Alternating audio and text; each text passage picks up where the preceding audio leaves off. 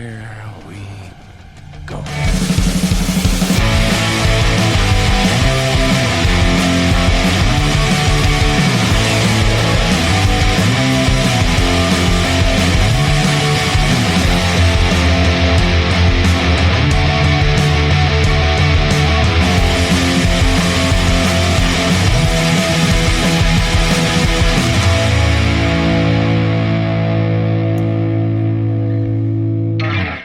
Hello everyone, finally. Ciao. Hello guys. Finally it's over from one point. It's over, yes.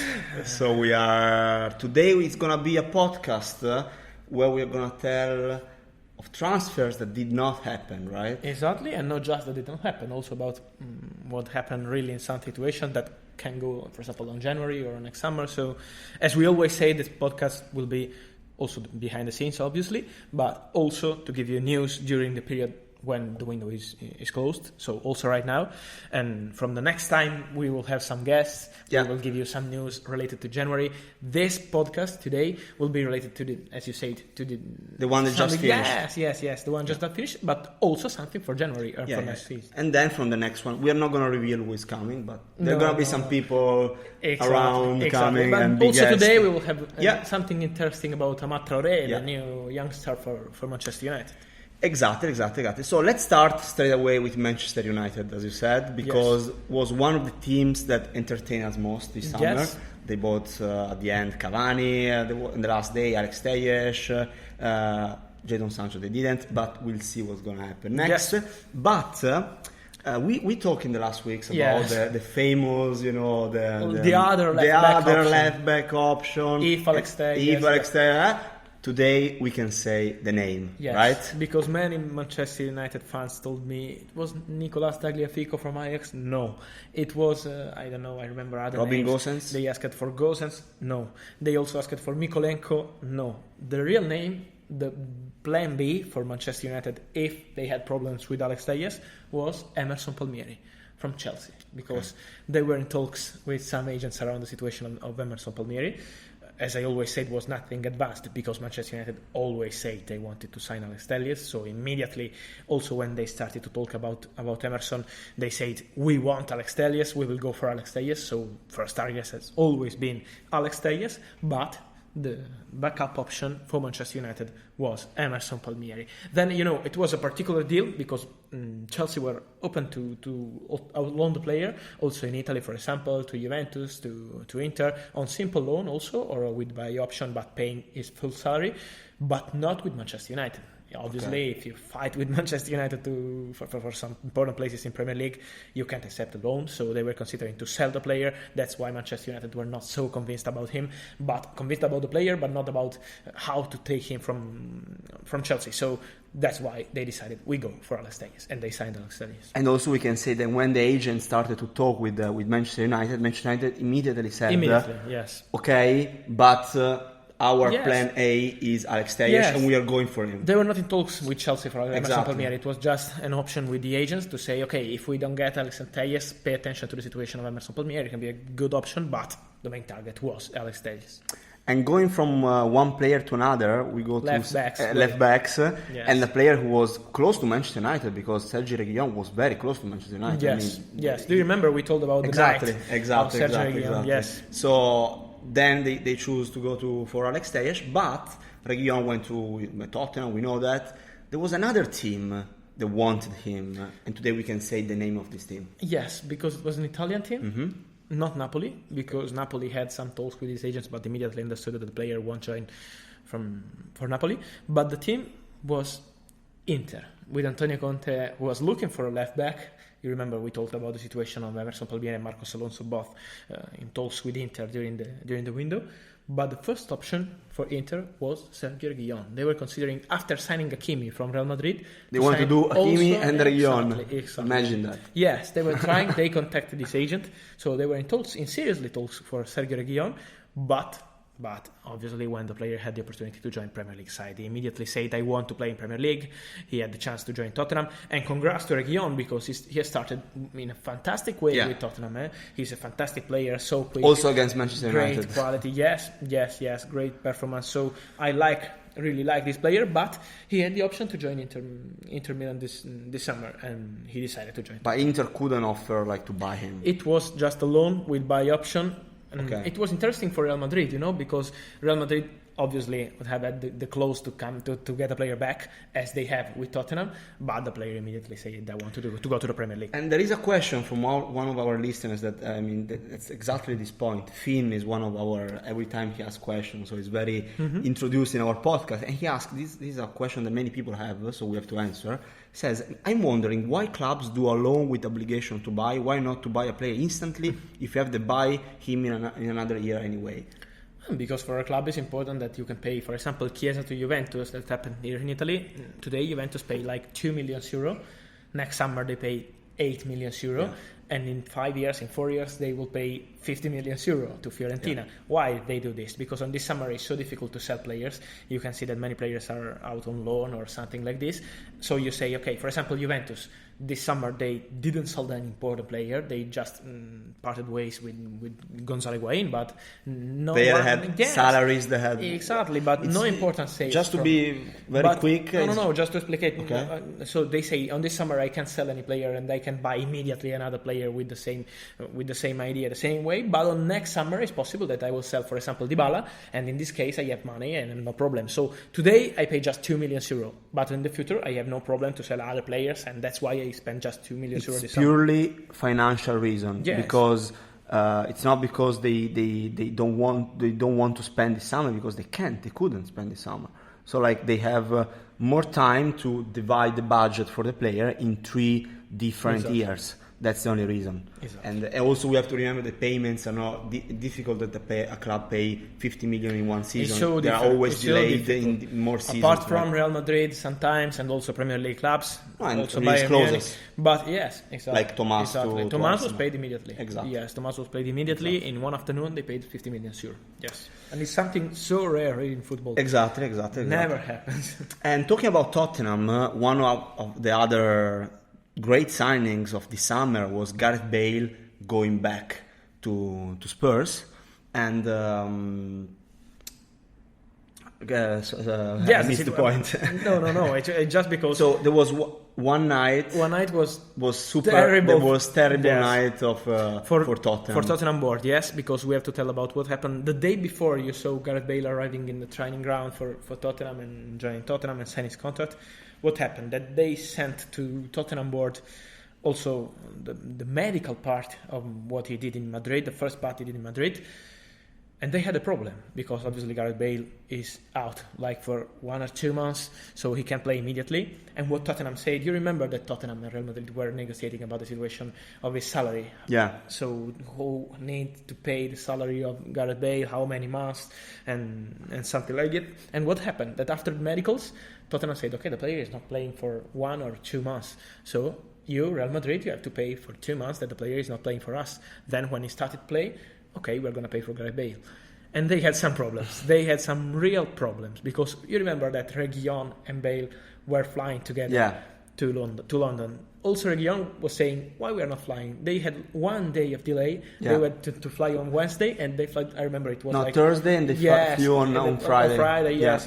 They had 1 day of delay, but just because of this, because Real Madrid and Tottenham had a night where they had real problems about the situation. There was tension between for the payment of the salary. Then Tottenham decided to accept, because they want a stronger Gareth Bale, and pay attention, because I'm convinced it's not just a simple loan just for 1 season. I see Gareth Bale really happy to stay at Tottenham, and let's see how it will be. We can see also from the bench, he was he wasn't happy staying on the bench. We miss him on the pitch, of course. But you can see that the facial expression is completely different. Yes. Talking about nights, because football nights are always important for transfers. Until late nights. That's why we are awake also during the night. Exactly. I say, why you are on Twitter on 5 a.m. Because that's when things happen. Yes. Exactly. Most of the time.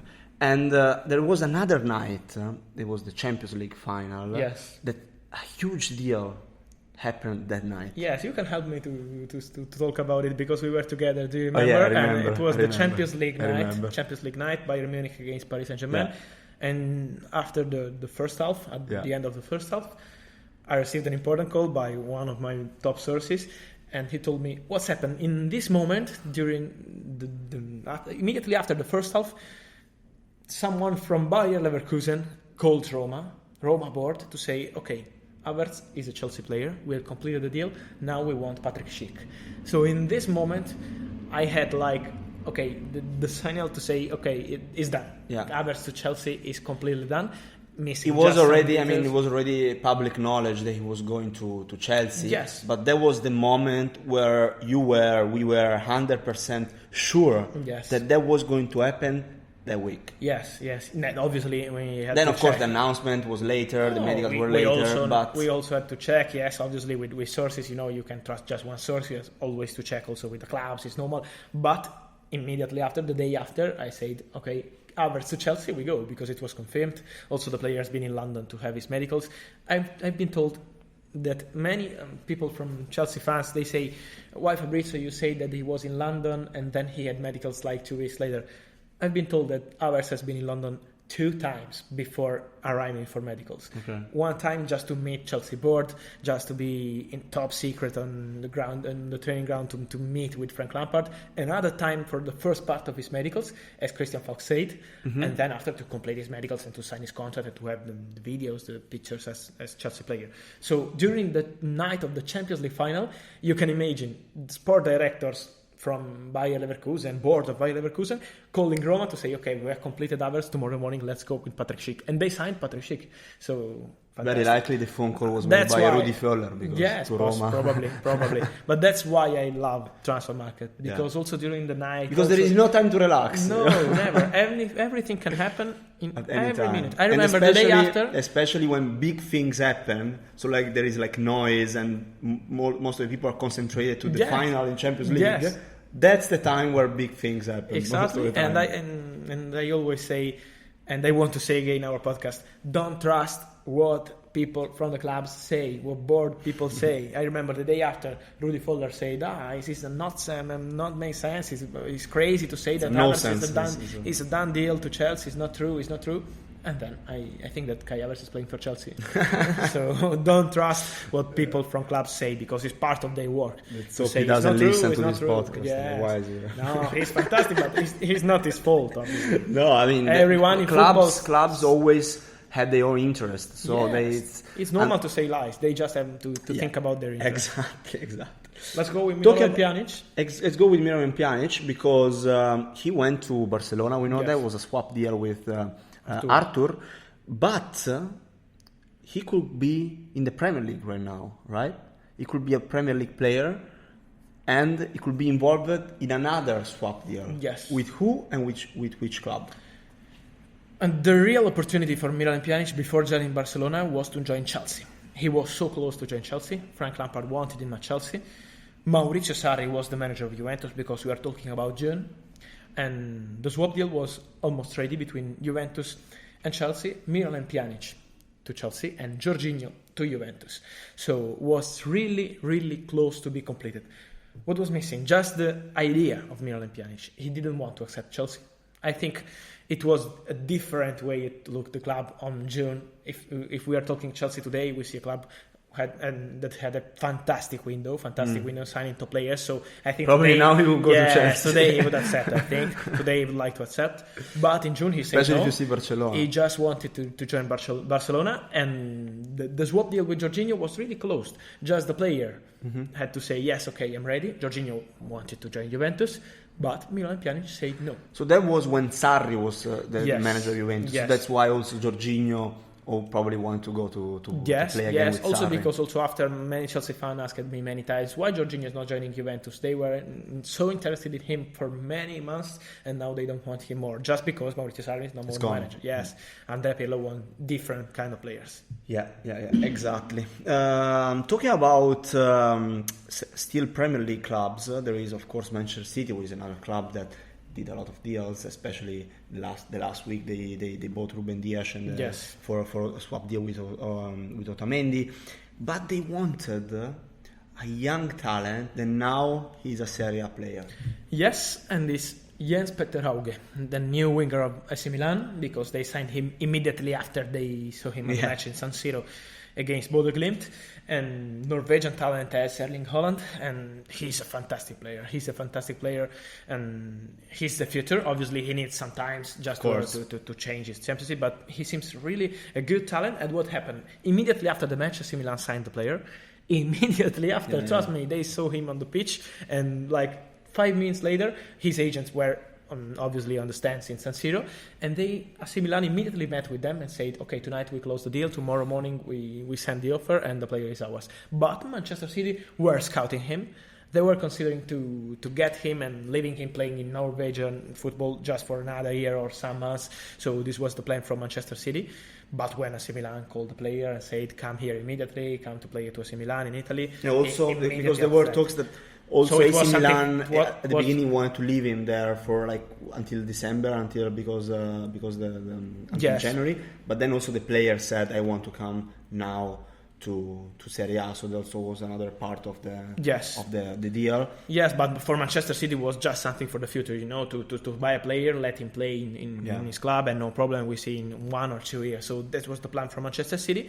AC Milan wanted him immediately. He's not ready to play to Manchester City right now, so he's not a Manchester City player level in this moment.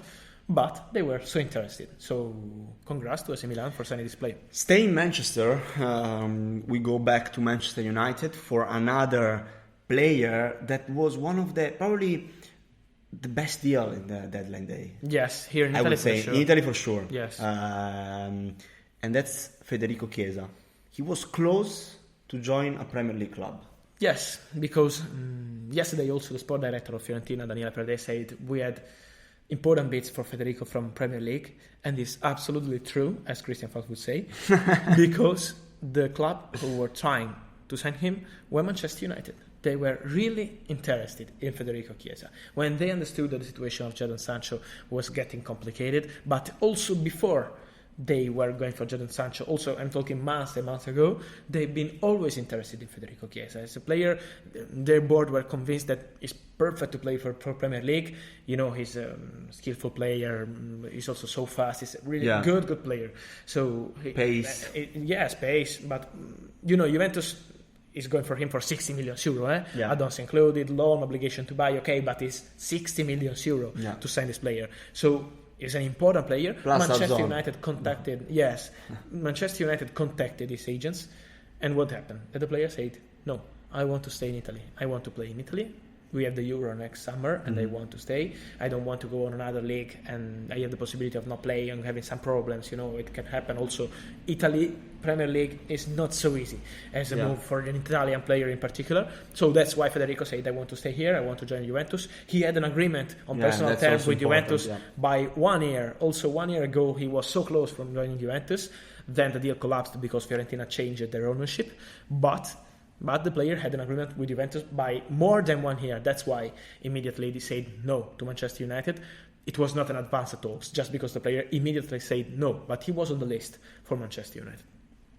That's very interesting. And staying in the Premier League, another player that was one of the most talked in the last weeks was Maitland-Niles from Arsenal, and he was close to a Spanish club, a big Spanish club. Yes, because before signing Serginho Dest, Barcelona were really interested in Maitland-Niles. We have to say congrats, in my opinion, to Arsenal board, because it was not easy to keep this player. Also, we had rumors about Bayern Munich, about Manchester United, but also from Italy, but in particular Barcelona. When they understood that Bayern Munich were going for Serginho Dest, and they had the possibility of losing this player because Bayern Munich is a top club. They want to sign important players. So when Bayern Munich board moves to Amsterdam to meet with Ajax to try to sign a player, Barcelona obviously were considering other opportunities, and between the other opportunities, they also had the name of Maitland-Niles in the list.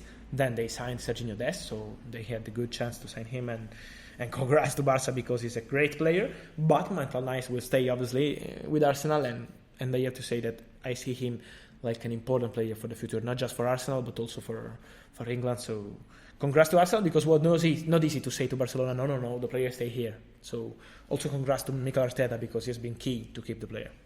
Going back to Serie A, because we talk about Serie A, and there is a midfielder that came from Premier League last January, who is Christian Eriksen, and he had not an amazing impact, let's say, with Inter Milan, with Antonio Conte, not an easy start with him, and he could be at the center of another movement back to the Premier League, right? Yes, this one I know that Tottenham fans will get crazy, because there was a chance to see Christian Eriksen back to Tottenham this summer. On July, it was the start of July, when Inter and Tottenham started to talk about the situation on Ndombele, Milan Skriniar. It was really complicated by the day one, and in fact Inter didn't sign Ndombele as Tottenham didn't sign Milan Skriniar.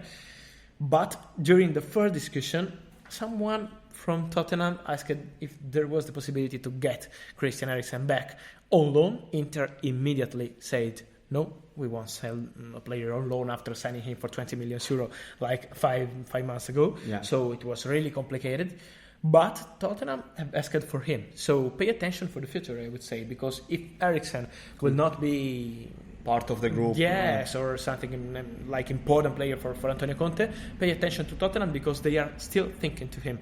Obviously, having Gareth Bale, it becomes obviously something different. Yeah, and also after they are not similar players, but okay, in the mentality of Mourinho, they are kind of players that are not perfect for his football. For example, Christian Eriksen. So Gareth Bale is an exception. We are talking about a top player. Okay, something different. It's something fantastic for Tottenham.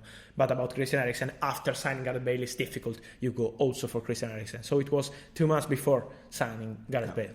I was about to say also that after watching all of nothing Tottenham, let's say that Mourinho is not like the best fan of the Christian Eriksen problem. But let's move on. Let's go to still in Premier League. We talk about Paul Pogba, who is also always like in the center of speculations. And on next week we will talk also about his contract. Okay. So we will clarify about today. His we talk about this last summer at this point, because it's back in the time. Without the coronavirus financial crisis and impact for the clubs, was today Pogba a Manchester United player? Yes or no? No, I say no. I'm convinced that without the virus, Paul Pogba today was going to play for Juventus. Okay. Was back to Juventus, just because you see Juventus spending, we talk about Chiesa is around 60 million euro. And you see also Juventus paying like 40 million euro for Kulusevski, and you also see Juventus paying, obviously it's a loan with buy option, okay, but it will be around 50 million euro also for Morata. So we are over 100 million euro on last 3 top deals made by Juventus. This money, part of this money, like 100 million euro, were ready for Paul Pogba. So they wanted Paul Pogba so badly, so they were ready to make an important bid to Manchester United, but what was the problem? That, as you said, with the virus, with the crisis in this moment, it was impossible to go and pay immediately 100 million euros. So Manchester United would never accept a bid like saying, okay, let's do a loan with obligation to buy in 5 years to pay for Paul Pogba. They would have lost their face with the fans. So it's already a complicated situation. So would never accept this kind of bid. That's why Juventus immediately after the virus said, okay, we are no more interested in this deal, because it was impossible. But without the virus, they were really going to try for Paul Pogba. Also, the player was keen. Now the situation is so different. Yeah, it's different. It's so different also for Pogba and not just for Juventus. But pay attention also for his future, because next week on this podcast we're going to talk about the truth of what's happening about the Pogba contract, because at the start of the summer we had positive vibes. Now I see fans not so convinced that he's going to extend his contract, but on next summer we will have some updates. I'm working on it and I want to be awesome. Yes, talking about deadline day, so let's go back a bit, and we were together until, what was it, 2 a.m. Yes, and it was every time feels like the longest day of your life, deadline day, because it never stops. Like, then also here, the deadline time was at 8 p.m. And then everyone was like, okay, it's over. But for us, it was like 5 hours more to go. You know? Yes. So it was a nightmare, basically. And yesterday you told me, you sent me a message saying it's like the day after Christmas, where you feel like, the same feeling, yeah. Same feeling the day after Christmas. Yes, it's particular feeling, yes. For us, it's deadline day is better than Christmas, actually. Obviously. I love Christmas. No, so. Exactly. But let's say there are more presents in deadline day than Christmas now. Yes. Okay, talking about the last days of transfer market, what really happened to Jadon Sancho in the last hours?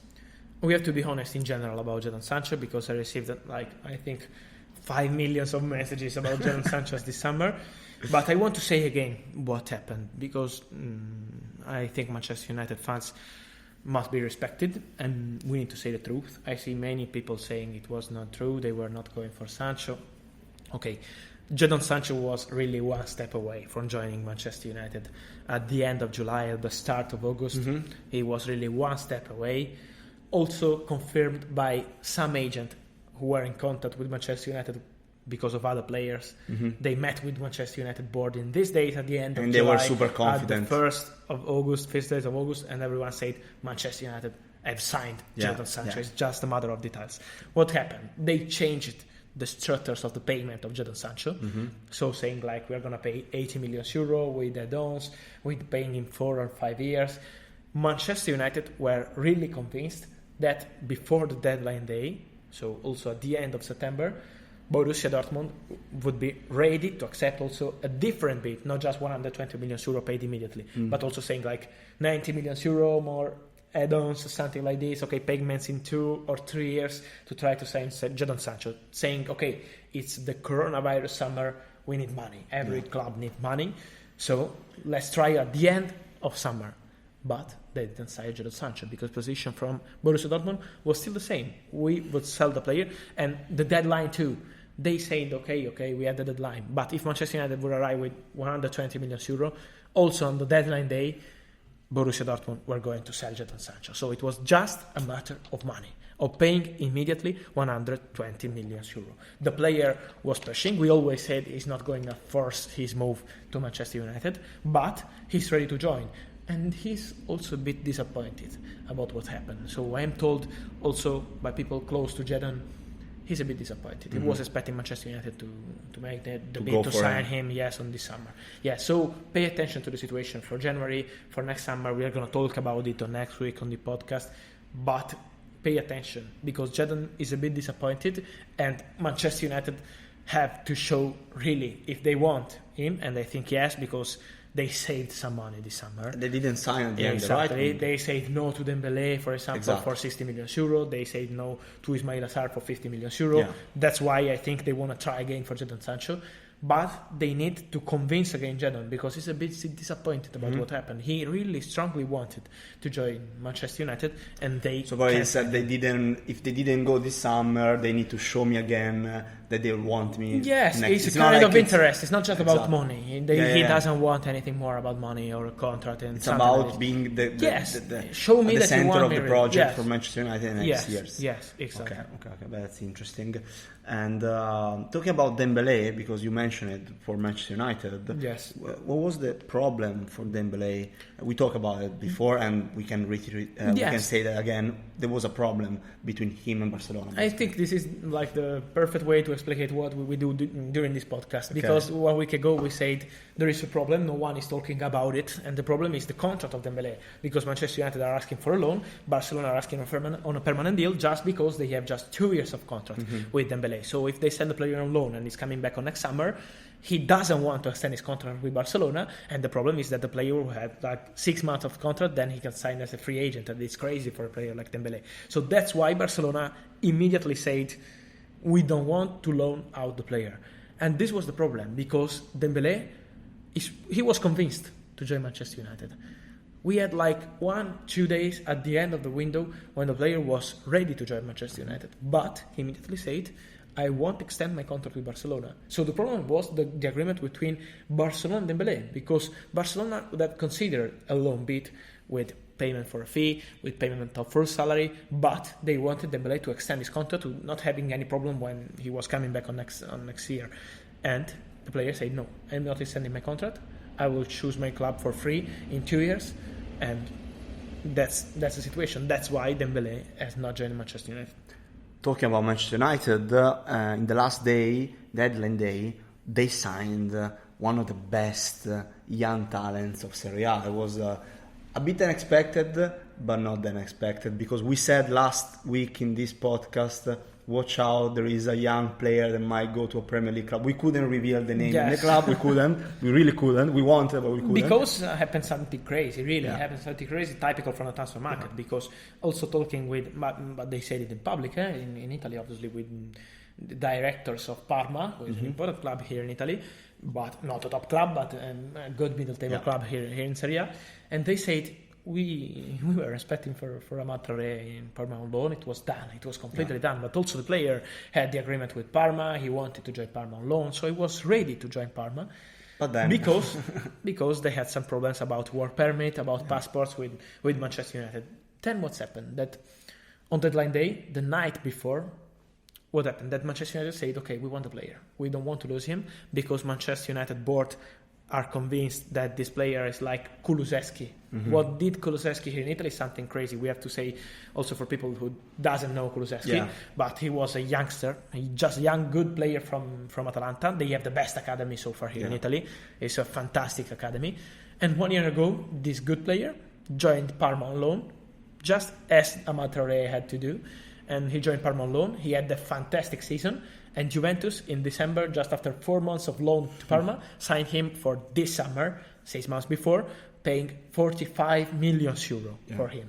And he's a 22 years old guy. So they did an amazing deal because he's a fantastic player. And Manchester United are convinced that Traoré will have the same way. He's a top talent. So they said, we can't lose time, because if we lose time, another club would arrive on him, also from Italy, for example, Juventus, Inter. So we can't lose time.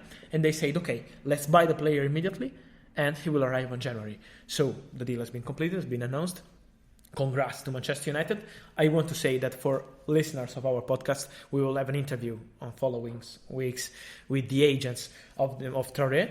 But I want to give you something about it, because the agent of Traoré, Mr. Imborgia, I talked with him today, and I told him, for our podcast, tell us something special about this. And he told me, imagine that when we talked the first time with Manchester United, they told us from the board that they are convinced that Traoré is between the 2 or 3 best 20 years old players in the world. They are convinced that he's perfect to join Manchester United. He's 18, no? Yeah. He's 18 and not 20. Sorry, 20 was Kulusevski. He's one of the best, between 2 or 3 best under 20. Exactly. And it needs to me, they are in love with him.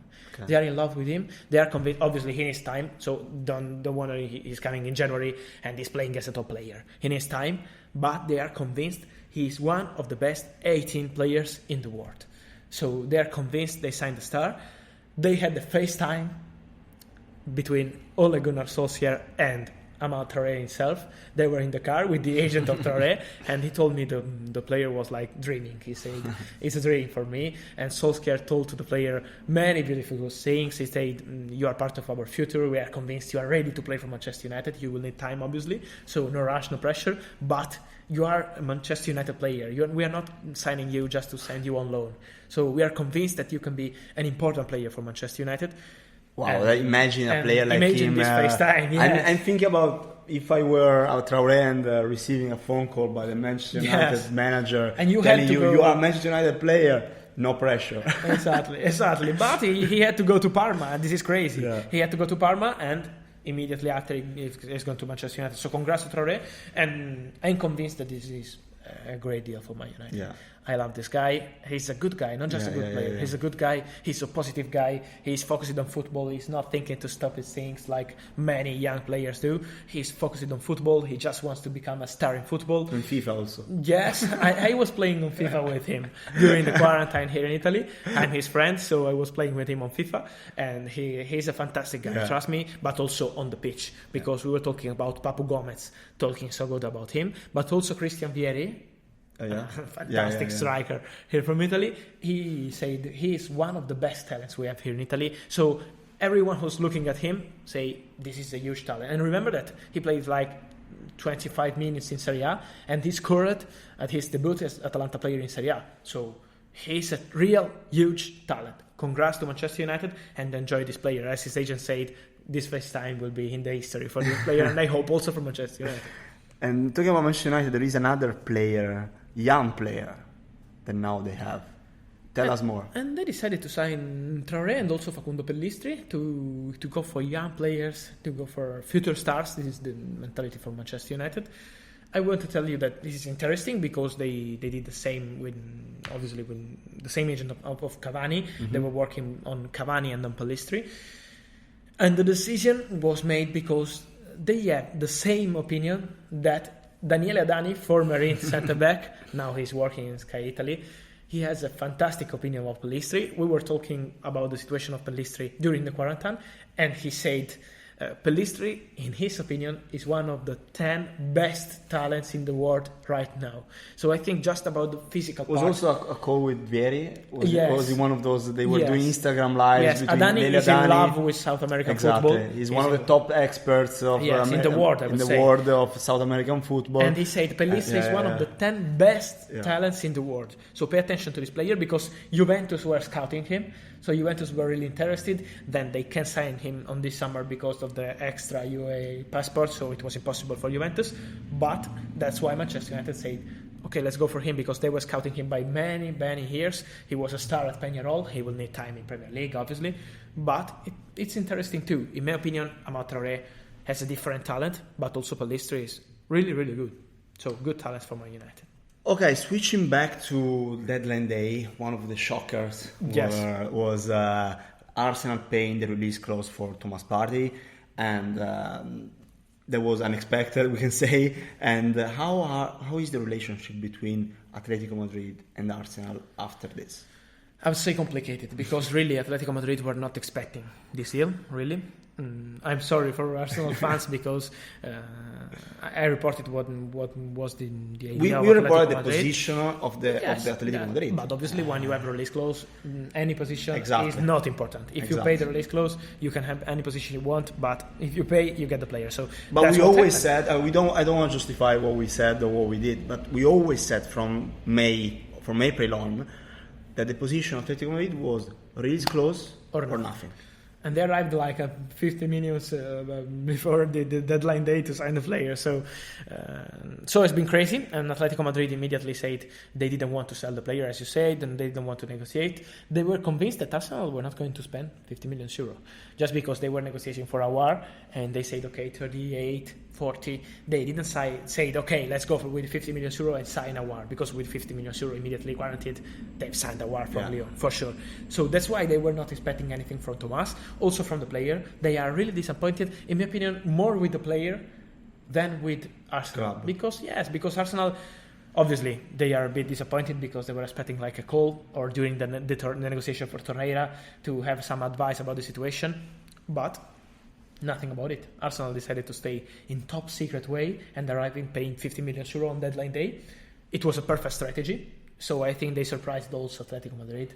They were convinced till 1 p.m. during the deadline day that the player was not going, and then he's going to Arsenal. So congratulations to Arsenal because it was a perfect strategy. It was really difficult to get Thomas Partey. Many clubs were interested there, more than Chelsea, I would say. Also Juventus at the start of the window, they had Thomas Partey on their list. Also Inter, where they were trying a swap deal with Marcelo Brozovic, but Atletico Madrid always said no to Juventus, to Inter. We are not going to sell Thomas Partey because if Arsenal haven't signed him on deadline day, for sure Atletico Madrid were going to offer him a new contract, and he would have signed a new contract with a new release clause, and it's been really complicated to get Thomas on next window. Talking about Chelsea, why didn't buy anyone in the midfield? Because the mentality of Chelsea this summer was, we go for top targets. If we can't sign any top target, we stay with our players. We prefer not signing B options. So obviously the top target was Declan Rice. They were hoping to sign Declan Rice, but as we always said, West Ham were convinced to keep the player, so it was impossible to sign Declan Rice this summer. Also, they had the agreement with the player because they were ready to find an agreement with the player. But on deadline day, Marcelo Brozovic from Inter has been offered to Chelsea as backup option. Good player in my opinion, but they said no, we stay with our players, we stay with Kanté, we stay with Jorginho. We don't want plan B. We just want top players and top targets. So let's see if in January or next summer they will go back for Declan Rice. I think yes, because also the player wants to join. Frank Lampard wants Declan Rice, but they had the opportunity of signing Marcelo Brozovic, and they said no, thank you, Declan Rice or nothing. And what happened to Marcos Alonso? It was particular, because what happened immediately after the match with West Brom made everyone thinking like, okay, Marcos Alonso will leave the club for sure after having problems with the manager, with Frank Lampard. So many people were expecting, okay, it's fine for Marcos Alonso with Chelsea. The only club interested in Marcos Alonso were Inter, but you know that the relationship... Antonio Conte. Yes, the relationship between Inter and Antonio Conte in particular and Chelsea is a bit complicated because of Antonio Conte. So they said, we can't keep the player just on loan. You have to pay his full salary and you have to pay a loan fee and you have to get also a buy options exactly for next summer for Marcos Alonso. That's why Inter say, no, we can just send player on simple loan and sharing his salary. And Chelsea said immediately no. So after some contacts, the deal collapsed. Okay, talking about, in this podcast, in the next weeks, we are going to talk more about what's going to happen in January. We are going to talk about guests. We are going to talk about, what's happening next, right? There is a manager of one top club his job is in danger. Who do you think he is? I see many rumors about Ole Gunnar Solskjaer. I have to say that in this moment I have no confirmation about the possibility of Solskjaer leaving Manchester United. They are giving him time.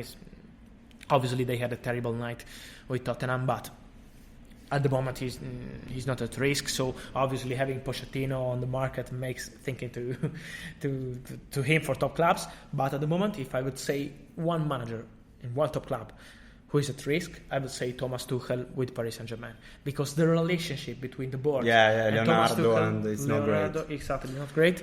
And they signed some player on deadline day, okay, but he's not so happy with the team he has right now. Pay attention to Massimiliano Allegri, because if Tuchel will leave the club, will be sacked on next week, we will see. Obviously it will depend on the pitch. It's not just about the transfer market and something like this. But if during the season Tuchel will be sacked by the club, pay attention the top choice to Max Allegri, because Allegri is the favorite choice for Nasser Al-Khelaifi, the president, but also for Leonardo. So pay attention, because he was really close. I think if Paris Saint-Germain was not going to join the Champions League final, he's been the manager of Paris Saint-Germain just on last summer. So and he was also in the radar of Inter Milan if Conte was leaving the summer. But then obviously during the summer it's impossible. During the season it's impossible to sack Antonio Conte for Inter. The situation of Tuchel is so different. So pay attention, because if one day he'll be sacked, the first option will be Allegri. Okay, usually we were finishing the podcast with the last message. For now, we don't do that anymore because you still have news, of course, but it's different. It wouldn't make sense to do it. Obviously. So now we can say news for next January, right? Okay. We can. It doesn't have to be a transfer done. It can be a rumor. And today you have a rumor that you want to give us. I have a rumor about Arsenal, but I have also something for Barcelona fans, Manchester City fans. So the first one about Arsenal is that Arsenal are scouting and monitoring the situation of Dominik Szoboszlai of Salzburg. Amazing player. He was close to join AC Milan. Amazing player, I agree with you. He's a midfielder, offensive midfielder. I would say he's a bit with skills like Awar, He's a bit different. He's more technical player, most offensive player. But they are scouting him. He's in the list. He's not at the first position, but he's in the list. So pay attention to the situation. I don't know if it's for January, if it will be for next summer. But Szoboszlai is on the list for Arsenal. As I said, he's not a first position, because first position is for Awar, for this kind of players. But for the future, they are scouting him. And he was also in the radar of Juventus, if you remember, when Paratici left that piece of paper with some names wrote down. Chiesa was also there, Zaniolo was there, and Szoboszlai was also there. Exactly. So pay attention to this, and I would say also that Eric Garcia will join Barcelona. Okay. I'm sure that he will join Barcelona. I don't know if in January, if they find agreement, or next June as a free agent, but for sure they will try again also in January. So I'm sure that Eric Garcia will go to Barcelona. I'm sure that also Real Madrid are not moving for any player in January. So I would say to Real Madrid fans, don't expect anything on January. Just wait for summer. Yeah, just in case of injuries. You can sign some players because of emergency, something like this. But they are not planning anything. And pay attention also to Memphis Depay, because he has an agreement, as we always said, with Barcelona about personal terms for 5 years. So he's ready to join Barcelona. But if Barca won't sign him on January, he can sign as a free agent also with other clubs, and it's not sure that if they don't sign him on January, he will sign as a free agent with Barcelona. Okay. Also, other clubs are contacting him, so see you on next week because something can happen. Okay. Wow, that was intense. Yes. There was a lot of talking about what happened this summer, but we are super excited for what happens in the next weeks, for the guests we are thinking to invite here. Yes. And it's gonna be fun. Thank you very much again for your support. Thank you, Francesco Borzio here, Fabrizio Romano, of course, here. Thank you, guys. And see you next week.